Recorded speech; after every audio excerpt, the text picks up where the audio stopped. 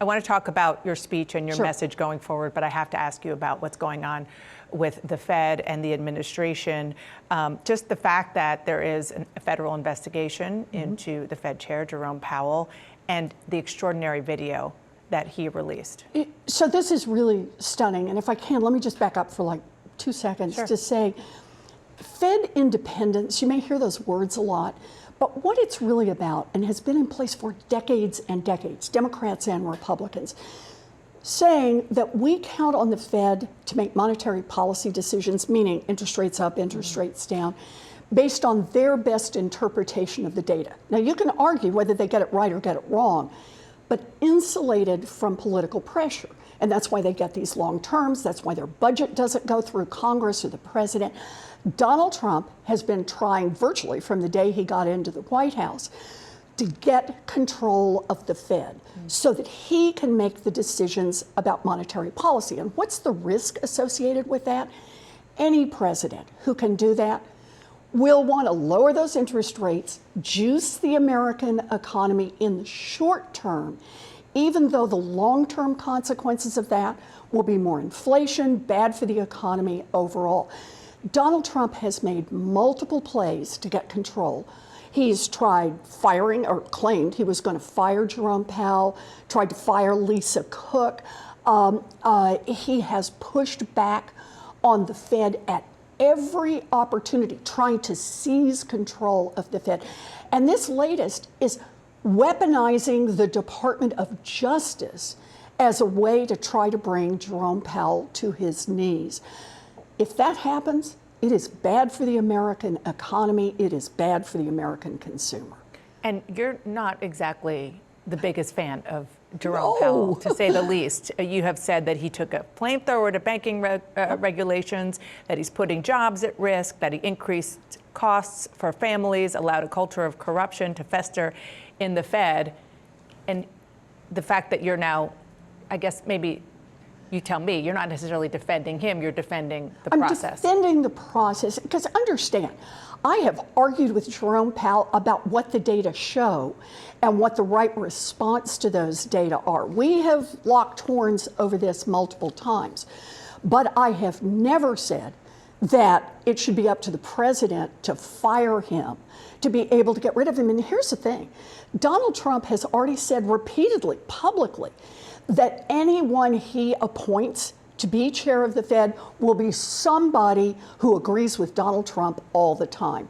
In other words, Donald Trump has publicly announced he wants a sock puppet running the Fed, and that he will be the one who will be setting the dials on inflation and on other issues. Let's talk about your speech. You bet. Because the core argument, we heard a little bit of it, is that there are two kinds of Democrats. On the one hand, Democrats fighting to throw out what you call a rigged system, who want to fight corporate power and billionaires. And on the other hand, Democrats who, quote, politely nibble around the edges of change. Explain more. So look, the Democrats need to build a bigger tent in order to win in 2026, 2028, and beyond. So the question is, how do we do that? Partly, Donald Trump already told us. Remember, he said for an entire year before the 24 election, he would lower costs on day one. He gets elected, and the first interview he gives, he's asked, why did you win? And he said, because I said I would lower costs on day one.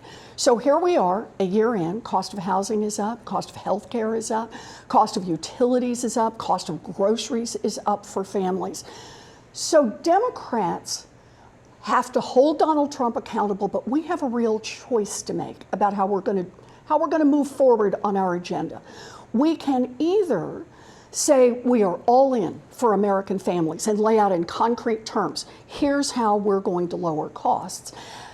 Or we can say we're going to moderate that. We're going to nibble around the edges in order to be more attractive to billionaire donors who might help fund Democratic campaigns. My view is, I get it. I get why everybody wants the money. I don't believe in unilateral disarmament against the Republicans. But at the end of the day, the money is not worth it if it causes us to narrow up our agenda. We've got to prove that we've got good ideas and we are in the fight to deliver. Well, you just said unilaterally disarm. That was kind of what I was going to go to next, because you say you're talking about people who, extremely wealthy people, because you talk a lot in your speech. You talked about the fact that it's not just billionaires.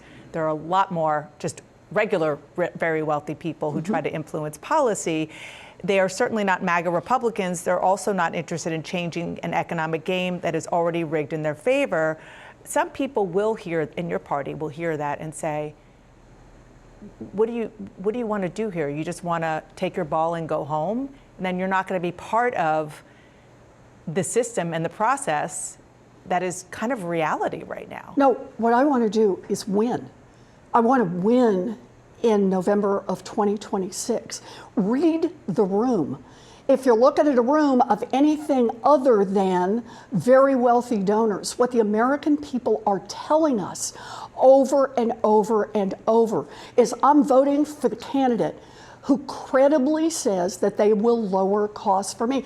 Look at what James Carville said. I don't always agree with James Carville, but James Carville said it was clear even to him that Democrats need to run the most populist campaign since the Great Depression if we want to win in 2026. So your prescription focuses on the economic agenda. Understandable in a lot of ways, given that you're Elizabeth Warren.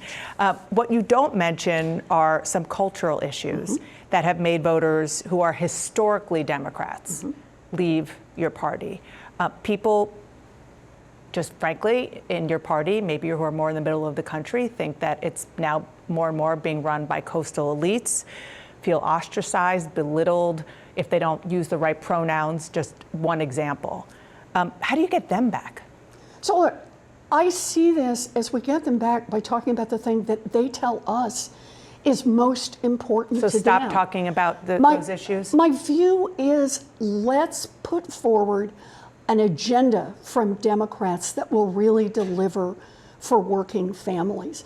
Let's get out there and talk credibly about what it is we are willing to fight for. Are we willing to fight to increase housing supply? Are we willing to fight to get corporations out of the business of buying up those houses in America, even if it annoys, irritates, pisses off a bunch of billionaire donors who are making money like you off learned the lessons, system as it is. You learned lessons among other, just like other candidates did from like your presidential run in the 2020 campaign, where there was a lot of talk about social and cultural issues that in the primary was used to try to win, but that turned off general election voters in the future. The lesson I learned both from the 2020 election, but also the 2024 election, and frankly, elections reaching back a long time, is that people across this country are in worse and worse and worse financial shape. And 1 year of Donald Trump has made that even worse. I don't know if you've seen the latest data. Home mortgage foreclosures are up 21% since Donald Trump was elected to office. And you can just go category by category. So the real question is, how do we deliver on that? For me, that's what this is all about. People are asking us, folks in Washington, folks in the State House, what are you going to do to unrig this system and make it work for me?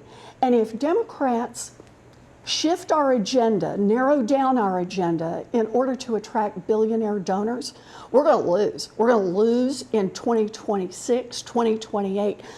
But if we go back to our roots, remember, we're the party that delivered Social Security. We're the party that delivered Medicare. We're the party that delivered health care for Americans all across this country.